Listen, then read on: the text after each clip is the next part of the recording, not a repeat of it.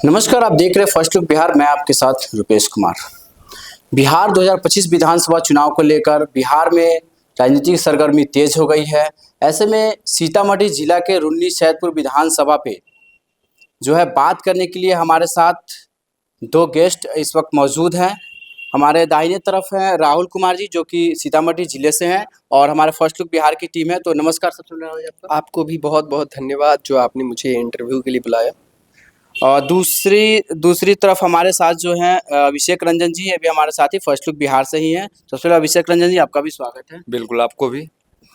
देखिए, माता सीता का धरती कहा जाता है रुन्नी सैदपुर को, और भी मुजफ्फरपुर से सटा हुआ ही है रुन्नी सैदपुर। तो ऐसे में वहाँ पिछले बार जो है जदयू के पंकज कुमार मिश्रा जीते थे और राजद के मंगीता देवी को हराकर। तो इस बार क्या है वहाँ का समीकरण, किसको सीट मिल सकता है, क्या है वहाँ का राजनीति परिवेश इस बार, इस पे बात करने के लिए हमारे दोनों गेस्ट आ चुके हैं। तो सबसे पहले हम राहुल जी से सवाल करते हैं। राहुल जी, इस बार रुन्नी सैदपुर का क्या है समीकरण, क्या कुछ देखने को मिल रहा है वहाँ पे? सबसे पहले तो आपको समझना पड़ेगा कि रुन्नी सैदपुर एक ऐसा विधानसभा है जो माता सीता की धरती सीतामढ़ी, उसमें एक ऐसे विधानसभा की आज हम लोग बात करने के लिए बैठे हैं।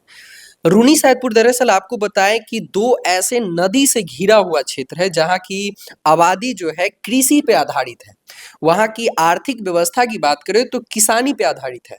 लखनदेई नदी की बात कर रहे हैं हम, और हम बागमती नदी की बात कर रहे हैं। दो ऐसे नदी जो रुन्नी सैदपुर हर बार बाढ़ का जो प्रकोप आप लोगों ने पिछले बार ही देखा होगा, और इतने सारे भयावह स्थिति जो वहाँ बनी थी, यही दो नदी के कारण बनता है।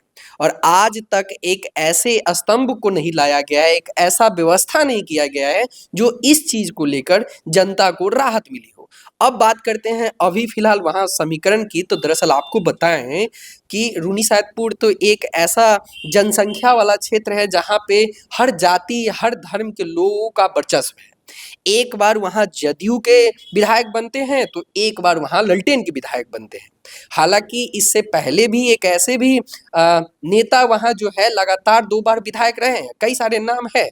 लेकिन पिछली बार की अगर हम वोट बैंक की बात करें तो दरअसल एक आंकड़ा आपके बीच हम रखना चाहेंगे। जो आंकड़ा आपके बीच ये है कि जनता दल यूनाइटेड से पंकज मिश्रा को पिछली बार 73,205 वोटों समथिंग मिला हुआ था। वहीं अगर मंगीता देवी की बात करें जो आरजेडी से आई थी, उनको जो है 48,576 मत प्राप्त हुए थे लगभग। और वहीं जो पिछली बार की समीकरण 2020 में आप लोगों ने देखा, चिराग पासवान की पार्टी अलग होके चुनाव लड़ी थी, लेकिन उन्होंने मोदी को अपना राम बताया था और खुद को हनुमान बताया था। लेकिन इस बार का समीकरण ऐसा है कि चिराग पासवान साथ है एनडीए के। लेकिन अब इस सिचुएशन में देखना पड़ेगा क्या इस बार एनडीए और मजबूत है। पिछली बार चिराग पासवान की पार्टी से गुड्डी चौधरी जो पूर्व में 10 साल विधायक रही थी, उन्होंने 15,196 वोट लगभग काटे थे।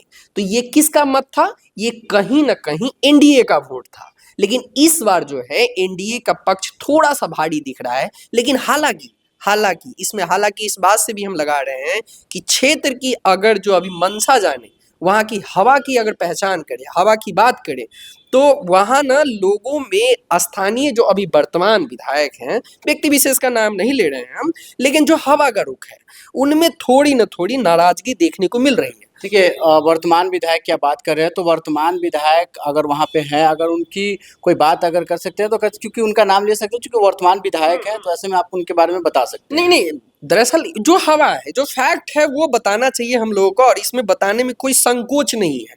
अब बात करें अगर वही महागठबंधन की, तो महागठबंधन की पिछले बार के जो प्रत्याशी थी उनकी हार हुई थी।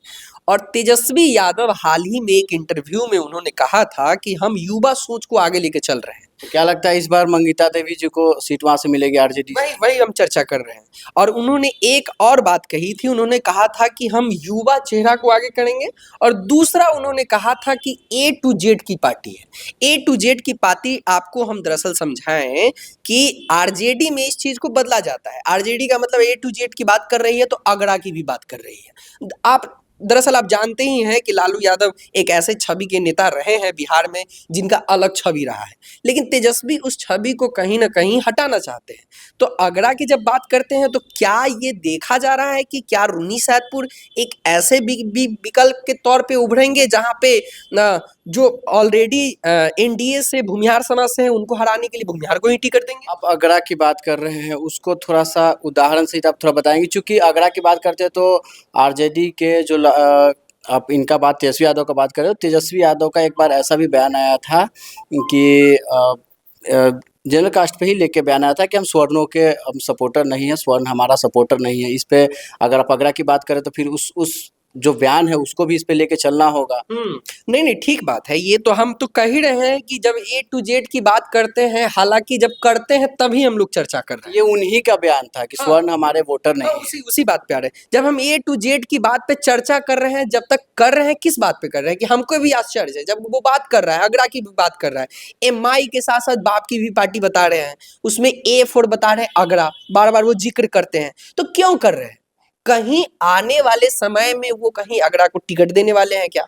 आगरा को लेके चलने वाले हैं क्या? तो रून्नी सैदपुर जो विधानसभा है, इस बात पे अब अडिग है कि क्या नया कुछ देखने को मिलेगा?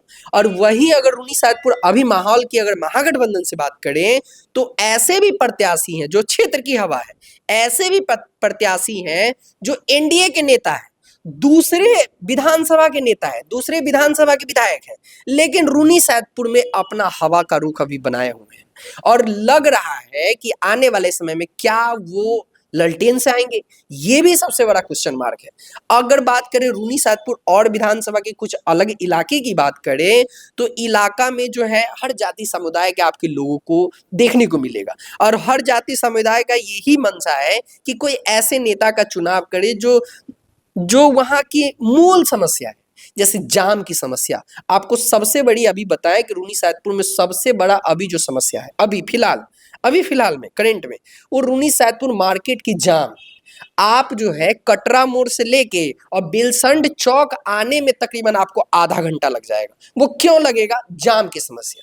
वहां पे आपको ऐसी कोई व्यवस्था नहीं देखने को मिलेगी जो उस जाम को छुड़ा सके। ये जाम अभी लग रही है या ये समस्या पहले से ही? ये पहले से नहीं थी, ये समस्या पहले से नहीं थी, ये समस्या पहले थी तो इक्का दुक्का तो जाम तो आप देखते ही हैं, लेकिन अभी लगातार सारे दिन में आप जब जाएंगे तो एक जाम खत्म होता है तो जस्ट 5 मिनट के बाद आपको दूसरा जाम देखने को मिलेगा, तीसरा जाम देखने को मिलेगा। इसमें कोई एक्टिवनेस नहीं दिख रही, इस चीज को लेकर कोई उत्साह नहीं दिख रहा है कि हमें इस चीज को खत्म करना है, वो अभी किसी में नहीं दिखा है। चलिए, इस पर हमारे साथ बात करने के लिए अभिषेक रंजन जी भी है, दूसरे साथी। तो इनसे भी बात कर लेते हैं और पूछते हैं कि जो रून्नी सैदपुर की समीकरण है, वहाँ की हवा है, वो कैसा है? तो अभिषेक जी, आप बताइए कि अभी रून्नी सैदपुर की जो हवा है, वहाँ की जो तैयारियाँ हैं और समीकरण है, उस पे आपका क्या कहना है? देखिए, रून्नी सैदपुर की खास करके बात करेंगे तो मंगिता देवी जो राजद प्रत्याशी थी, वो पिछले बार हार गई थी, लेकिन इससे पहले बता दें कि यही मंगिता देवी ने पंकज कुमार मिश्रा को चुनाव हराया था। ठीक ना, 2015 की हम बात कर रहे हैं। तो उस समय जो पंकज मिश्रा की अगर बात करेंगे तो उस समय उनको जो वोट मिला था और मंगिता देवी को जो वोट मिला था, उसमें अगर खास अंतर की बात करेंगे तो मंगिता देवी को उसमें 55,699 वोट मिले थे, यानी कि मंगिता देवी को। इसके साथ ही बता दें कि पंकज कुमार मिश्रा को 41,589 वोट मिले थे। तो ये आंकड़ा था, लेकिन जैसे जैसे कहते हैं ना कि मतलब जैसे जैसे समय बीतता है तो वोटरों की संख्या ही बढ़ती है। तो इस बार समीकरण कुछ और था, इस बार समीकरण बना 2020 की बात करेंगे, जहां पर 70,000 से अधिक वोट जो पंकज मिश्रा को मिले और मंगिता देवी लगभग 20,000 से अधिक वोट से वो चुनाव हार गए थे। इसमें 2025 का समीकरण क्या लग रहा है? वहाँ का राजनीतिक जो परिवेश है, वो उस पर क्या कहना है? देखिए, राजनीतिक परिवेश की खास करके अगर रून्नी सैदपुर की बात करेंगे तो यहाँ पर मुजफ्फरपुर से सटा हुआ जिला तो है ही, खास करके औराई सटा हुआ है। और अभी देखिए कि यात्रा पे निकल गए सीएम नीतीश कुमार महिला संवाद यात्रा पर। इसके साथ साथ बात करेंगे तो नेता प्रतिपक्ष तेजस्वी यादव भी जो है यात्रा पे निकले हुए हैं। वो कौन यात्रा? कार्यकर्ता संवाद यात्रा पर। तो दोनों का यात्रा है, क्योंकि 25 में अब काफी कम समय बचा हुआ, किसी भी समय चुनाव हो सकता है। ऐसे में सभी पार्टी ये चाह रही कि सबसे पहले हमारे जो दल के मतलब जो कार्यकर्ता है वो हमसे जुड़े, क्योंकि बहुत सारे पार्टी में ऐसे कार्यकर्ता दिख रहे हैं जो मतलब कहीं ना कहीं नाखुश दिख रहे हैं, यानी कि कार्यकर्ता कुछ कुछ मतलब जो पद पे बने हुए रहते हैं, जिलाध्यक्ष हो या इसके साथ साथ पद के अन्य कार्यकर्ता के साथ जो बने हुए कार्यकर्ता है, उनमें कहीं ना कहीं नाराजगी देखने को मिलती है। यानी कि हर पार्टी में कहीं ना कहीं विरोधाभास देखने को मिला, चाहे जदयू हो, राजद हो या बीजेपी हो, हर पार्टी में कहीं ना कहीं जो है विरोधाभास अंदर खाने से निकलकर सामने आती है। ऐसे में जो भी शीर्ष नेतृत्व है, चाहे वो सीएम नीतीश कुमार हो जो जदयू के मुखिया भी है, इधर अगर राजद की बात करेंगे तो राजद सुप्रीमो लालू प्रसाद यादव थे, लेकिन अब इसका नेतृत्व नेता प्रतिपक्ष तेजस्वी यादव कर रहे हैं। तो इस वो भी बार आप जेडीयू और आरजेडी की जो रून्नी सैदपुर विधानसभा सीट है वहां से क्या लगता है? पंकज मिश्रा तो वहां पे जीते हुए हैं, लेकिन मंगीता देवी के बारे में क्या कहना है जो हारी हुई थी पिछले बार? देखिए मंगिता देवी हार। अब इस बार जो है, इस बार राजद क्या प्लान क्या है? इस बार राजद ये प्लान कर रहा है कि मतलब कोई नया भी चेहरा है। हालांकि मंगिता देवी को आ, अगर पहले से अगर सोच दे कि मंगिता देवी को छोड़ देना है तो राजद के लिए ये भी कहीं ना कहीं भूल होगी, क्योंकि मंगिता देवी का वोट तो है। अगर वोट नहीं रहता तो इससे पहले वो विधायक बनी थी चुनाव जीतकर, दूसरा बार वो हार गए क्योंकि मोदी लहर भी था। मोदी लहर का एक बहुत बड़ा इफेक्ट पड़ता था 2015 की अगर खास करके बात करेंगे तो 2015 में नीतीश कुमार और राजद एक साथ जुड़े हुए थे, यानी कि जदयू और राजद और गठबंधन की सरकार बनी थी। लेकिन हालांकि जब ये चुनाव जो 2020 में हुआ था तो नीतीश कुमार जो है वो कहीं ना कहीं बीजेपी के साथ थी, तो यहाँ परिवेश कुछ और हुआ था। लेकिन अभी बता दें कि कई सारे ऐसे नाम हैं जो बहुत जल्द खुल जाएंगे। अब एक कहे कि जैसे वहाँ की राजनीति चेंज भी हो सकती है बिल्कुल। और मंगीता देवी भी कहीं ना कहीं ज़्यादा अंतर से हारी नहीं है, इसको थोड़ा सा क्लियर कर दीजिए। देखिए मंगिता देवी ज्यादा अंतर से नहीं हारी है, यही तो मैं कह रहा हूँ, वो ज्यादा अंतर से नहीं हारी, लेकिन यहाँ पर कुछ कुछ बदलाव हो सकते हैं। कई सारे दावेदार हैं जिनका चेहरा नाम बहुत जल्द आ जाएंगे, जो दावेदारी अभी पेश तक कर ये रहे हैं। दावेदारी क्लियर नहीं हुई। अभी क्लियर नहीं हुई है क्योंकि सारे लोग कर रहे हैं, सारे लोग अपना अपना मतलब एक क्षेत्र में जा रहे हैं, पूरी समाज सेवा में जुड़े हुए हैं। लगातार वो कह रहे हैं कि हम जो मतलब चुनाव लड़ेंगे, लेकिन पार्टी किसे टिकट देगी? क्योंकि अभी पार्टी कभी तक क्लियर नहीं करती। अभी देखिए पिछले बार के चुनाव की खास करके बात करेंगे, यानी कि चुनाव मतलब आचार संहिता लागू होने के बाद तब पार्टी टिकट दे रही है। तो ऐसे में ये कहना कि मतलब कि मंगिता देवी को ही टिकट मिल जाए, या फिर ये भी नहीं कहना कि मंगिता देवी को टिकट नहीं मिले या फिर मिले, तो ये थोड़ा सा कंफ्यूजन है, थोड़ा समय इंतजार करना होगा। लेकिन चुनावी समीकरण की बात करें तो रूनी सैदपुर खास करके जहां पर जाम की समस्या, मतलब कि राहुल जी ने बताया साफ तौर पर जाम की समस्या वहां पर है। जाम की समस्या देखिए कैसे है, जाम की समस्या सभी जगह, यही नहीं बिहार में पहले क्या था कि पहले रोड जो हमारा हुआ करता था वही रोड है, आज भी मैंने वही उसी पे सवाल किया कि जाम ये नया है या फिर पुराना है, अभी जाम लग रहा है पहले लग रहा है, तो इसको हम अगर किसी विधायक दल पे अगर सौंपे तो ये क्या सही है? देखिए जाम की समस्या, देखिए रोड हमारे पास वही है, गाड़ी बढ़ गई, आबादी बढ़ गई, ऑटोमेटिक है कि जाम होना, ट्रैफिक सिस्टम सुधरे हैं, लेकिन जाम की समस्या आप चाहिएगा सुधर जाए वो नहीं हो पाएगा। उसके लिए आपको विस्तारीकरण करना होगा। हर क्षेत्र की बात करेंगे, चाहे मुजफ्फरपुर की बात कर लेना, मुजफ्फरपुर में भी आज से 20 साल पहले वही सड़क थी, आज भी वही सड़क है। आबादी बढ़ गई, गाड़ी बढ़ गई, सभी की आवश्यकता है, यानी कि वाहन की, 2 चक्का 4 चक्का वाहन की, तो ऐसे में जाम की समस्या रहती है। लेकिन इसमें कहीं ना कहीं लोगों को भी अपने यहाँ सूझबूझ का प्रयोग करना होगा। जी आपको रोकना चाहेंगे राहुल जी, आपसे यही सवाल रहेगा कि जाम की जो समस्या है वो हर शहर की निजी समस्या है, तो आप इसको किसी दल पे कैसे कर सकते हैं? किसी जाम की समस्या को लेकर अगर हम बात करें तो किसी इसमें नेता का इन्वॉल्वमेंट, किसी प्रशासन का इन्वॉल्वमेंट बिल्कुल नहीं होता है। लेकिन अगर बात करें वहाँ की विधि व्यवस्था की, तो जो सत्ता में बैठे हुए लोग हैं, जो प्रशासन के लोग हैं, उन्हीं के हाथ में है। ये तो बेसिक सी बात है, तो उन लोगों को ये सब चीज ज्यादा देखना चाहिए, इसलिए हम चर्चा करें। अब हम बात करते हैं विधानसभा के ऊपर। एक छोटी सी आपको हम जानकारी दे दें, दरअसल आपको बताएं कि अभी 2024 लोकसभा गुजरा है, देवेश चंद्र ठाकुर जी वहां के सांसद बने हैं, अर्जुन राय वहां से महागठबंधन के प्रत्याशी थे जिन्होंने 50,000 समथिंग से हारा है। अब बता दें कि वो रूनी सैदपुर विधानसभा की सीट की ही हम लोग क्यों बात कर रहे हैं, अब इस मुद्दा को आप लोग जानिए। दरअसल आपको बताएं कि देवेश चंद्र ठाकुर वही एक विधानसभा है रूनी सैदपुर, जिस विधानसभा से उन्होंने सबसे ज्यादा लीड प्राप्त किया और वो सांसद बने हैं। इसलिए मैं बार बार कह रहा हूं कि रूनी सैदपुर विधानसभा एनडीए के पक्ष ज्यादा मजबूत है। मैं किसी पार्टी विशेष का नाम नहीं ले रहा हूं, लेकिन एनडीए का पक्ष इसलिए मजबूत कर रहा हूं क्योंकि रिजल्ट के आधार पे ये 2024 जो गया है उसमें 20,000 समथिंग से देवेश चंद्र ठाकुर और किसी विधानसभा से लीड किए तो रूनी सैदपुर है। कहीं ना कहीं एनडीए का स्टैंड क्लियर है, हाँ, लेकिन आरजेडी के बारे में कुछ बता सकते हैं कि आरजेडी का स्टैंड अभी तक क्लियर है नहीं? आरजेडी का स्टैंड की बात करें तो अब आरजेडी का वोट बैंक वहां अभी क्लियर रूप से जो पहले से है वो दिख रहा है, लेकिन अगर आरजेडी अगर नए रूप से रूनी सैदपुर में आती है, कुछ अलग समीकरण बनाने की कोशिश करती है। जैसा कि मैंने शुरू में कहा, अगरा पिछड़ा, है ना, यही ना चर्चा होती है बिहार की राजनीति में, यही ना चर्चा होती है। और जब हम बात कर रहे हैं ए टू जेड की, जब बात करते हैं तेजस्वी यादव, माई के साथ साथ बाप की बात करते हैं, तो क्या रूनी सैदपुर में अलग समीकरण देखने को मिलेगा? उसके बाद रूनी सैदपुर का माहौल जो लोकसभा में दिखा था वो बदल सकता है। इसी पे हम चर्चा करने के लिए हम आपको विशेष रूप से बताना चाहते थे।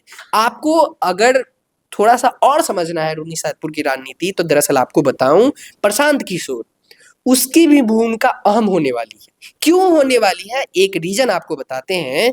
रूनी सैदपुर विधानसभा में बीजेपी के जो लीडर हैं, जदयू के जो लीडर हैं, ललटेन के जो लीडर हैं, ये सभी के जो लीडर है अभी फिलहाल हाल फिलहाल में प्रशांत किशोर की पार्टी उन्होंने ज्वाइन किया है।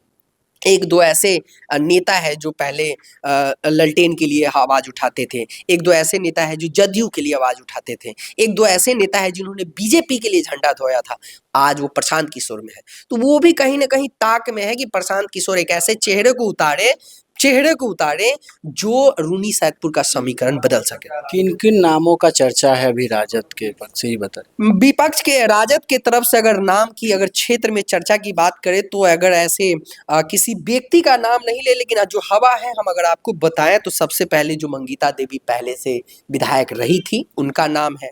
उसके बाद आपको बताएं, अगर भोला यादव की उन पुतोहू है वो। दूसरा नाम आपको बताएं तो जो वहाँ के जिला पार्षद हैं, उनका नाम ओम भारती, उनका नाम है। वही आपको बताए जो वर्तमान में वहाँ के विधायक दूसरे क्षेत्र के हैं, उनका नाम नहीं ले फिलहाल क्योंकि वो दूसरे पार्टी में ही है, इसलिए जनता समझ ही गई होगी। मैं रूनी सैदपुर की जो जनता देख रही होगी वो समझ चुकी होगी।